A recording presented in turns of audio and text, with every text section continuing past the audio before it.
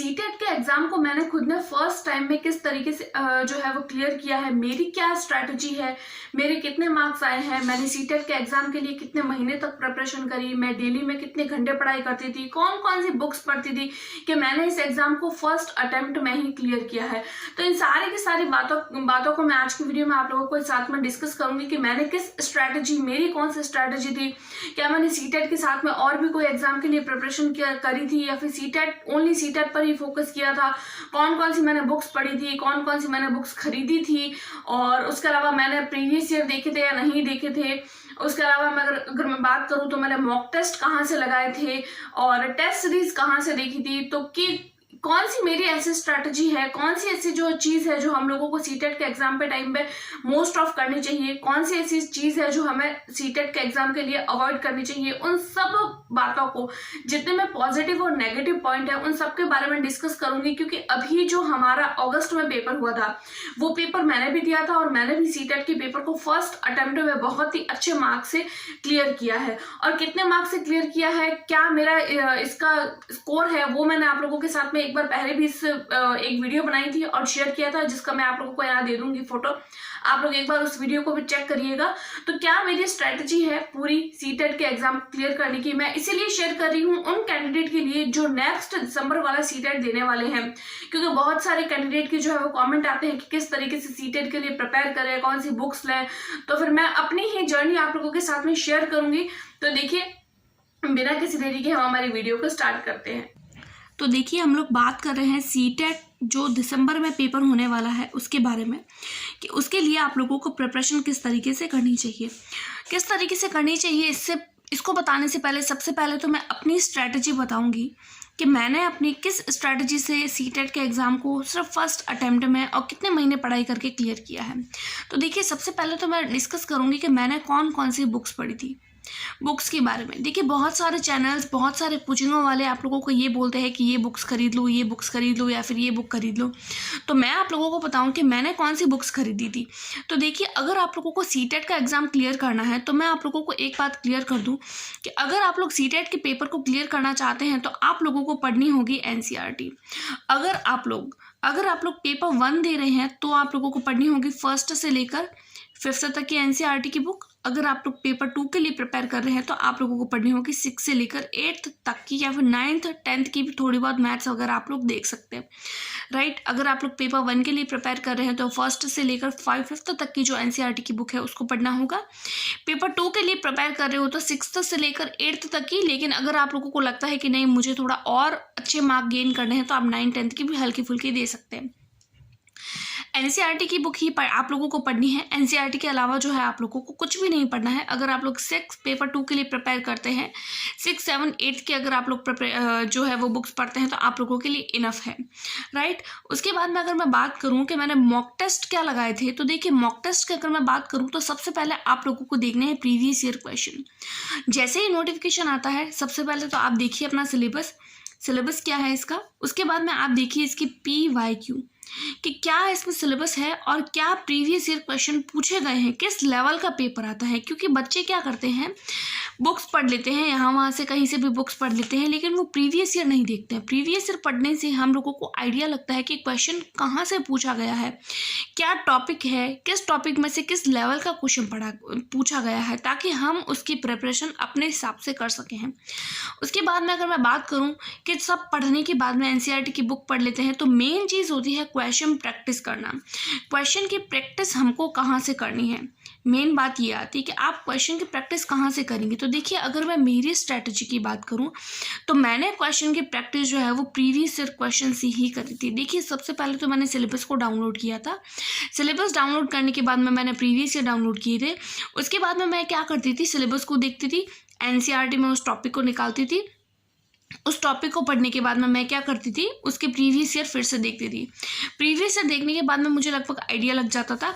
जब वो मेरा पूरा टॉपिक कंप्लीट हो जाता था तो मैं previous year question as a test series देती थी। जिस तरीके से हम टेस्ट किस तरीके से देते हैं उसी तरीके से मैं प्रीवियस ईयर क्वेश्चन को एज अ टेस्ट देती थी। जब मेरा पूरा का पूरा सिलेबस कंप्लीट हो गया था तो मैं कोई भी एक प्रीवियस ईयर पूरा का पूरा पेपर उठा लेती थी और उस पूरे के पूरे पेपर को ही पूरे 2.5 घंटे का टाइम देकर, जैसा पूरा सीटेट का पेपर होता है वैसे ही पूरा का पूरा टाइम देकर और उसको करती थी। उस प्रीवियस ईयर क्वेश्चन को ही मैंने एज अ टेस्ट लिया था। अब अगर मैं बात करूँ कि क्या मैंने इसके लिए कोई अलग से टेस्ट दिया था, अलग से कोई टेस्ट सीरीज किसी भी कोचिंग की या किसी भी ऑनलाइन ऑफलाइन किसी भी तरीके की कोई मैंने टेस्ट सीरीज खरीदी थी, तो देखिए मैं आप लोगों को बता दूं कि मैंने अभी आप लोगों को बताया कि मैंने एज अ टेस्ट सिर्फ और सिर्फ प्रीवियस ईयर ही दिए थे। मैंने किसी भी तरीके के कोई टेस्ट अलग से नहीं खरीदे थे, न ही मैं इसके लिए कोई बुक मैं नहीं लेके आई थी, न ही मैंने किसी भी तरीके का कोई कोचिंग किया था। मैंने इसको सिर्फ और सिर्फ सेल्फ स्टडी से, खुद की मेहनत से ही पूरे के पूरे एग्ज़ाम को क्लियर किया है, राइट। तो आप लोगों को भी किसी भी तरीके की कोई बुक खरीदने की ज़रूरत नहीं है, एनसीईआरटी पढ़िए। उसके बाद में हम बात करें कि कैंडिडेट के माइंड में ये आता है कि एनसीईआरटी में तो बहुत से ऐसे फ़न एक्टिविटीज़ भी होती हैं। आजकल जो एनसीईआरटी पढ़ते हैं उसमें फ़न एक्टिविटी होती है, तो हमें डिस्टर्बेंस होता है कि क्या पढ़ें और क्या नहीं पढ़ें। तो मैं आप लोगों को बता दूँ, तो देखिए आप लोगों को करना क्या है, एनसीईआरटी की बुक पढ़नी है और एनसीईआरटी की बुक पढ़ने के बाद में आप लोगों को अपने हैंड रिटन नोट्स बनाने हैं। देखिए आपके खुद के जो हैंड रिटन नोट्स होंगे वो आपके लिए ज़्यादा बेनिफिशियल होंगे, क्योंकि एक आप खुद बनाते हैं, एक आप किसी और के बनाए हुए देखते हैं। जब आप खुद बनाते हैं तो आपको पता चलता है कि हाँ आप कितनी हद तक जो है वो पढ़ाई कर सकते हैं, आपको कितना समझ आया, आपको और क्या पढ़ने की ज़रूरत है।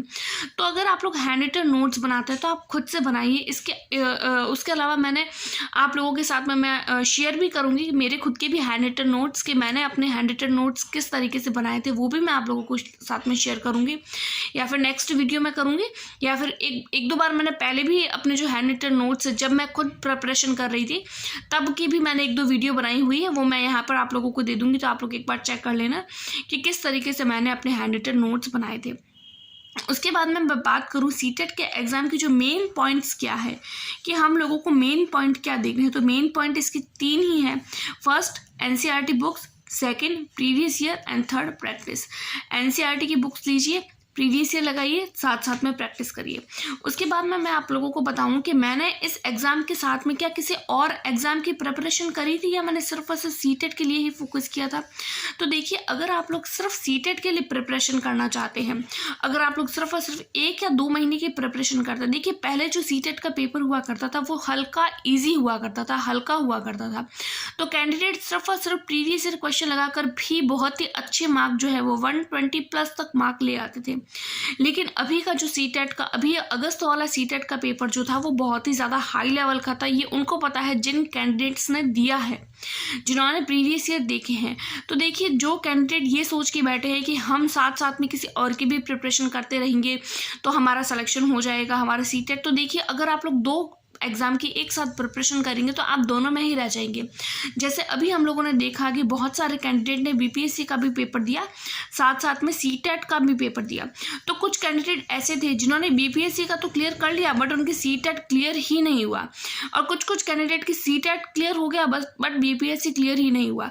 तो देखिए इस बार का जो सीटेट है वो आप लोगों के लिए गोल्डन चांस है। पहले आप लोग अपनी सीटेट को 1-2 महीने की प्रिपरेशन के साथ अच्छे से प्रिपेयर कर लीजिए। मैं भी आप लोगों को प्रिपरेशन करवाऊंगी, अपने हैंड रिटन नोट्स भी मैं आप लोगों के साथ में शेयर करूंगी ताकि आप लोगों को भी थोड़ी हेल्प मिल सके।